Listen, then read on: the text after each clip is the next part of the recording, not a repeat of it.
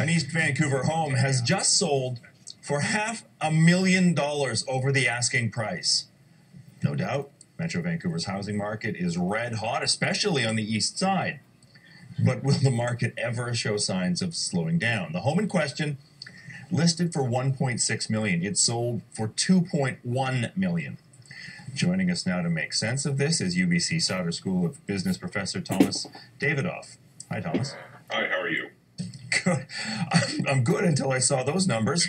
Record-breaking. Yeah, so, I have a few thoughts about that.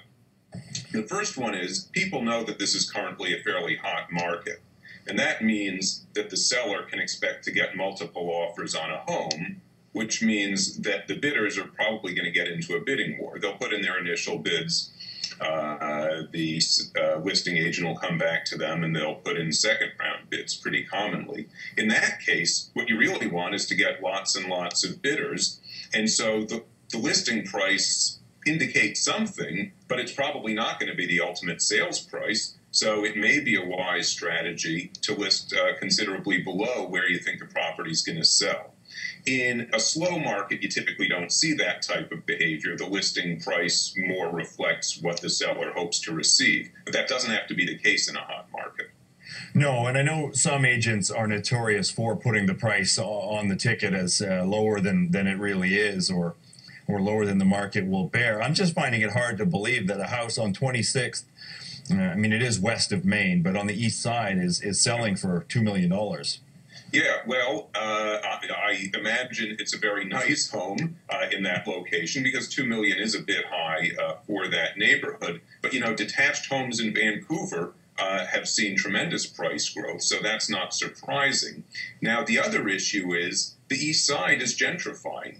As very wealthy buyers are becoming more predominant on the west side, that pushes merely affluent buyers to the east side. And the east side doesn't quite have the environmental amenity of the west side with convenience to beaches, but there's a lot there that's terrific culturally. And so we can expect over time that the east side is going to face price pressure, not just because Vancouver's appreciating, but also because the nature of the neighborhood is changing. We've talked a lot, in the newsroom, at home, over coffee. The whole city talks about this. Vancouver has become unaffordable, and ridiculously so. Where's the incentive for people to buy property in Vancouver? They can't afford it, or I guess that's the perception, they can't afford it.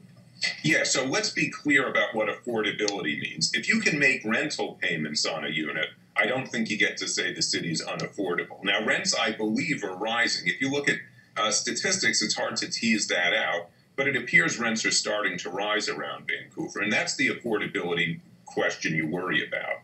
Now, whether you should buy a home, whether owning a home in Vancouver is the right asset for your portfolio is a complicated question.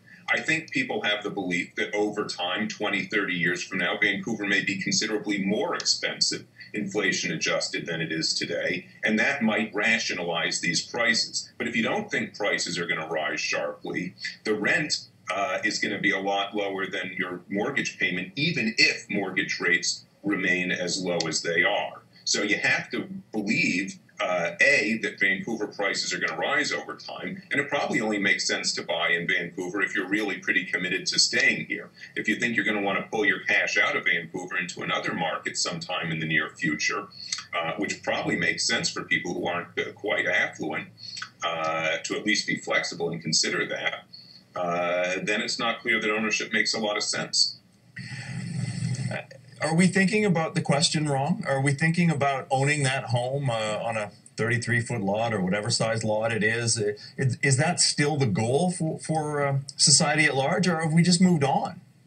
I think there is a lot of commitment to home ownership. It's nice to own a home. It makes you feel stable. There's some evidence, although it's hard to really know what the underlying cause is, but there's some belief that people who own homes become better citizens than renters. I don't know if that's actually true. But I do know people like to own their house. They want to have control over what the paint job is. When the plumbing goes bad, they want to be responsible instead of having to interact with a landlord or some intermediary. So there's benefits to home ownership for sure. But that said, living in a place and renting is the same as owning, except for when you're an owner, you put your wealth into the savings asset of a home rather than into, say, stocks and bonds. But that's a very hard separation for people to draw, the difference between living somewhere and owning a home somewhere. You talked about affordability, and if you can afford to pay rent, then you can afford to live in this city.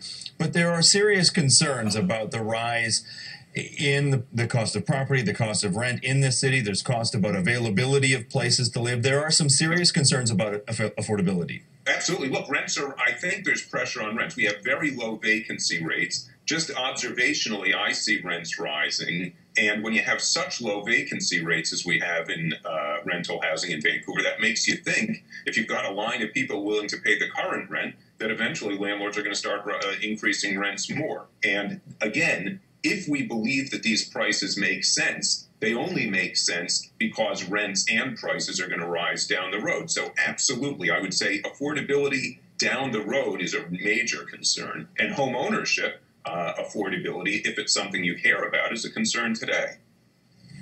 And this is a situation that will continue for some time. Vancouver continues to be a place people want to come. It certainly looks that way. Look, people believe there's two major sources of rising prices that people put their finger on. There's easy mortgage credit at low interest rates, and there's wealthy people coming from outside the market. Both of those things can change, right? Interest rates can move up. I think that would have an adverse effect on prices because of the affordability of mortgage payments.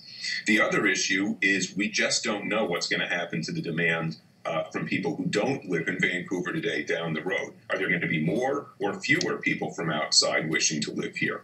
There's certainly reason to believe there'll be more, but it's hard to really put a number on how that's going to change over time.